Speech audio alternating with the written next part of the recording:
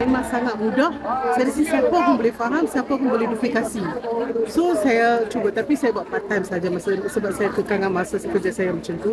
Sebab saya buat high profile cases, kerja tak cukup masa, weekend pun kerja kadang.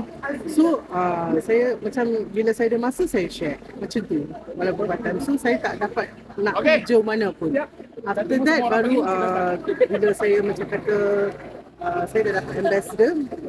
Selepas tu saya macam tengok bila kerja dengan business platform maybe saya rasa semua saya lagi seronok. Buat kerja kita tak risau, tak ada macam target apa ke, tak pressure apa. So saya rasa contentment tu fulfilling. Saya bantu orang lagi, dapat pahala lagi. So saya rasa saya nak ni.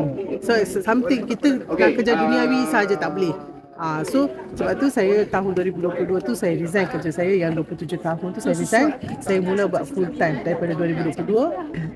Selepas saya jadi full time tu baru saya start untuk grow network saya. So 2024 saya jadi FCA, 2025 saya jadi DCA. So this year I target for DCA. Dan untuk Seoul saya akan kali ni saya bawa seorang ambassador untuk Beijing. Untuk Seoul I target